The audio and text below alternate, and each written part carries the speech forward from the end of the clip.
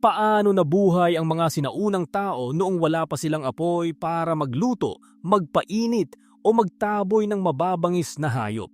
Bago natutong kontrolin ng ating mga ninuno ang apoy, bawat gabi ay mas malamig, mas madilim, at mas mapanganib. Wala silang kalan, ilaw, mainit na pagkain o apoy na pwedeng bantayan habang natutulog.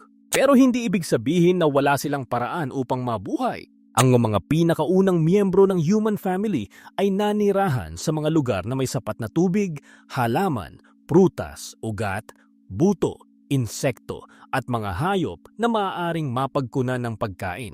Karamihan sa kanilang kinakain ay hilaw. Kumakain sila ng malalambot na prutas, dahon, ugat, buto, itlog, insekto at karne kapag may pagkakataon. Pero ang hilaw na karne at matitigas na halaman ay mas mahirap nguyain at tunawin, kaya gumamit sila ng mga bato bilang simpleng kasangkapan. Sa matutulis na tipak ng bato, kaya nilang maghiwa ng balat at karne, durugin ang buto at buksan ang matitigas na halaman. May ebidensya ring gumamit ang mga sinaunang hominin ng stone tools upang makakuha ng karne mula sa malalaking hayop. Hindi lahat ng karne ay galing sa hayop na sila mismo ang humuli. Posibleng minsan ay naghihintay silang umalis ang malalaking mandaragit bago kumuha ng natitirang laman at bone marrow mula sa bangkay.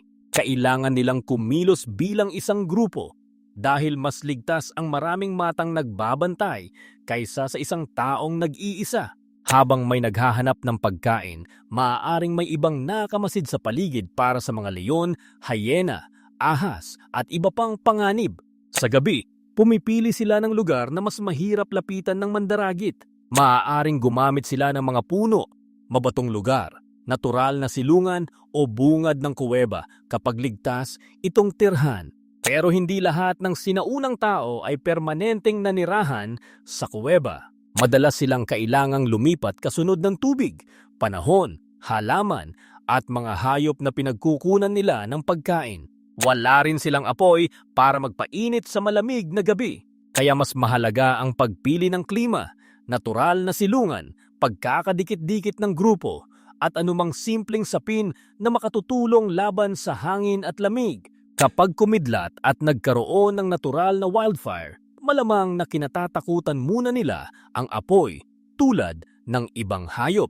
Pero maaaring napansin din nilang pagkatapos ng sunog, may mga hayop na madaling mahuli at may pagkaing mas madaling kainin sa nasunog na lupa. Posibleng dito nagsimula ang unti-unting paglapit ng ating mga ninuno sa natural na apoy. Hindi nila agad alam kung paano gumawa nito. Maaaring una muna nilang natutunang kumuha ng nagbabagang sanga, panatilihin itong buhay at dalhin sa ibang lugar.